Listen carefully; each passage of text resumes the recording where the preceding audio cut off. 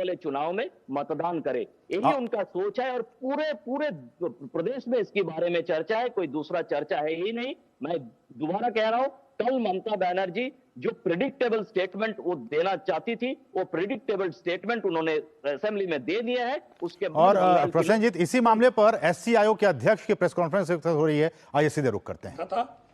और उसी के आधार पर हम लोग खुद कमीशन की पहली बार इतिहास में शायद कमीशन जाके खुद अपने व्यवस्था में रहा और नेक्स्ट डे हम लोग संदेश के लिए पहुंच गया। पहुंचने का टाइम में भी बहुत नाटक उन्होंने किया है, नहीं पूछ पाए, नहीं जा पा रहे। फिर जाके उन्होंने एक लॉन्च का व्यवस्था किया, संदेश के लिए गाँव में पहुँच गया। पहुँचने का बाद वो महिलाओं को जो आर्तनाद, उन लोगों का जो एटीट्यूड, बहुत कुछ बोलना चाहता है लेकिन एक एटमॉस्फेयर ऐसा करके रखा है जो बोल नहीं पा रहा है। एक तो महिला के ऊपर इज्जत का सवाल है, सबके सामने बोल नहीं पा रहा है।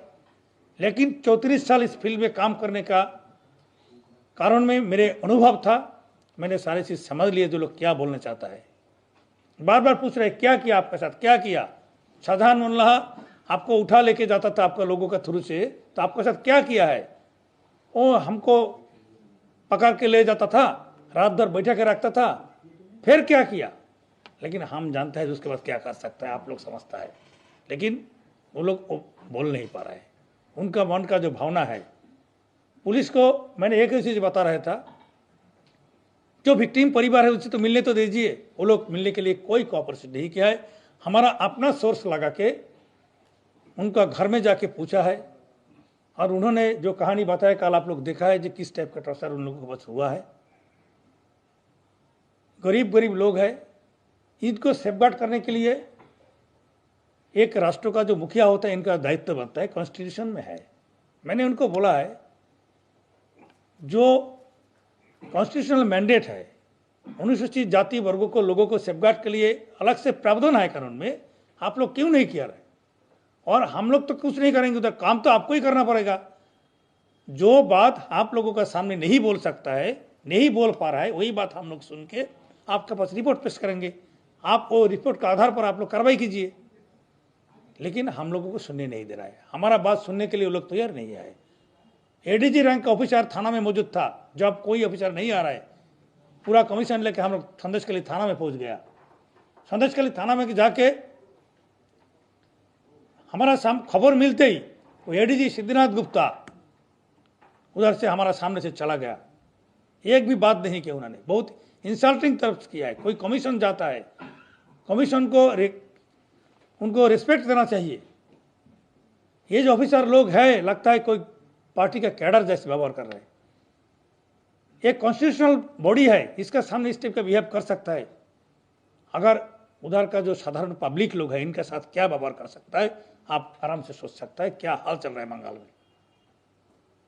हमारे साथ बात करने के लिए तैयार नहीं है, वो लोगों को न्याय कैसे दिलाएंगे। ये क्वेश्चन हम लोगों को कल रखा है। और उसके बाद कल रात 2 बजे तक पूरा टीम बैठ के हम रात में महामहिम राष्ट्रपति से रिपोर्ट देने के लिए रिपोर्ट तैयार किया है। और उसमें सारी चीज़ का वर्णन हम लोग किया है। और अभी हम लोग भाग्यशाली महामहिम राष्ट्रपति केस का इम्पोर्टेंट देख के उन्होंने हम लोगों को टाइम दिया है, फुल कमीशन लेके 11 बजे महामहिम राष्ट्रपति से मिलके सारे रिपोर्ट उन लोगों के पास दर्ज किया है और सब कहानी उनको बता दिया है।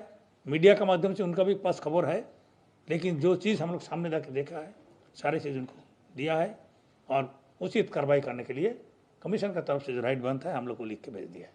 बहुत बहुत धन्यवाद। आपने रिकमेंडेशन क्या दी है प्रेसिडेंट को? देखिए, ये रिपोर्ट जो होता है कॉन्फिडेंशियल होता है, कुछ चीज़ हम मीडिया में बोल नहीं सकता है, लेकिन एक चीज़ तो जरूर बोल सकते हैं हम लोग। मेनली जो कमीशन का जो ऑब्जर्वेशन होता है, इसमें जो कमियां गवर्नमेंट का तक देखा है, जो क्रिमिनल और एडमिनिस्ट्रेशन अगर दोनों अगर एक साथ में हो जाता है तो कानून व्यवस्था कोई कौन रक्षा करेगा, ये हमारा 1 नंबर रिपोर्ट में है। उधर में जो ऑब्जर्वेशन हम लोग मिला है, उधर का क्रिमिनल और एडमिनिस्ट्रेशन मिल गया और स्पॉट में अभी जो पुलिस मौजूद है वो टीएमसी दल का लीडर लोगों को सेव करने के लिए, उनको सेव करने के लिए बैठा है। कोई जनरस उनको ऊपर तो आ नहीं जाएगा, कोई तो उनका पोल्ट्री फार्म में आग नहीं लगाएगा। जो लोग क्रिमिनल है उनको सेव करने बैठा है, गरीब लोगों को बात सुनने का कोई लोग नहीं है। एक नंबर रिपोर्ट में यही हम लोग पेश किया है। दूसरा, महामहिम राष्ट्रपति जी मैडम को जो रिपोर्ट दिया है उसमें ये चीज़ लिखा है कि मैडम अभी आराम से जो कानून में है आराम से आप राष्ट्रपति शासन के लिए अब सुपारिश कर सकता है, क्योंकि बंगाल का हालात अभी इतना खराब है। विशेष रूप से जो शोषित वंचित श्रेणी का लोग होता है, इनको सेव करने के लिए सरकार को अलग दृष्टि से देखना चाहिए, जो बंगाल पे नहीं हो रहा है। कि बंगाल SC ST का second largest SC populated state, और उसी स्टेट में अनुसूचित जाति वर्गों का ऊपर, उनको महिलाओं के ऊपर उनको जमीन लेके जमीन एक्सेस करने का जो काम उन्होंने किया है शाहजहां भाई ने, इसमें 100% कोई सरकार में रहने का कोई ये नहीं होता है उनका, क्योंकि जान मान और संपत्ति रक्षा करने का काम सरकार का होता है। राजनीतिक जगह में रहेगा, लेकिन इस श्रेणी को लोगों को तो समाज में शोषित पीड़ित वंचित है, आर्टिकल 338 में इनको सेफगार्ड करने का प्रावधान है। और आर्टिकल 338 में एट्रोसिटी वायलेट करने के बाद, बार वायलेट करने के बाद अगर किसी भी हालत में सुधार नहीं कर सकता है तो मालूम होता है वो स्टेट में इन लोगों को सेव करने का कोई नहीं कर रहा है, तो उसका आधार पर भी राष्ट्रपति शासन जारी हो सकता है। ये कानून का आधार पर हम लोग महामहिम राष्ट्रपति से इमीडिएट पश्चिम बंगाल का अनुसूचित जाति वर्ग के लोगों को और उनको सेव करने के लिए आराम से राष्ट्रपति शासन हो सकता है, ये कानून में है। ये चीज महामहिम राष्ट्रपति को मैंने बता दिया। राष्ट्रपति की तरफ से किस तरह का एश्योरेंस आपको दिया गया? राष्ट्रपति मैडम मेरे को यही बताया है, जो मेरे पास भी सारे खबर है, हम इसको उचित कार्रवाई करेंगे और ये करने के लिए इसको रिपोर्ट जहाँ भेजना है हम लोग जरूर भेजेंगे, ऐसा हमको आश्वासन दिया है। क्या कोर्ट वाला भी अप्रोच आप कर सकते हैं? नहीं, ऐसा ही बोला है, जो हम इसको जरूर इसको करेंगे, कार्रवाई करेंगे और आपका रिपोर्ट लेके हम लोग उस विचार करेंगे। या फिर से नोटिस इशू करेंगे डीजीपी को, chief secretary? Already notice issue कर दिया हम लोगों ने। नोटिस का उन्होंने एक रिप्लाई भेजा है, गोल रिपोर्ट, तो उसके आधार पर हम लोग दोबारा इसको हियरिंग में बुलाएंगे। इसका आधार पर जो नोटिस का जवाब अगर ठीक ठाक नहीं होता है तो कमीशन का वो मैंडेट है, उसका हम लोग हियरिंग करेंगे। हियरिंग में अगर वो प्रेजेंट नहीं होगा तो उसके अगेंस्ट हम लोग समन इश्यू करेंगे। अगर समन में भी नहीं आएगा तो कमीशन में एक कॉन्स्टिट्यूशनल राइट और पावर दिया है, जुडिशियल पावर, इसका आधार पर इन लोगों को हम लोग अरेस्ट वारंट निकाल कर पावर कमीशन का हाथ में है। और अब रुक करेंगे सीधे हरियाणा का। प्रधानमंत्री हरियाणा के रेवाड़ी में पहुंच चुके हैं। इस वक्त की आपको बड़ी खबर बता दें, ताज़ा अपडेट दे दें। प्रधानमंत्री हरियाणा के रेवाड़ी पहुंच चुके हैं। आज बहुत ही महत्वपूर्ण यात्रा हरियाणा के लिए, क्योंकि बहुत सारी सौगातें आज प्रधानमंत्री की तरफ से हरियाणा वासियों को मिलने वाली हैं। हम आपको बताएं कि और ये जो आप देख रहे हैं किस तरह से वहाँ पे डबल इंजन की सरकार हरियाणा में और प्रधानमंत्री नरेंद्र मोदी जो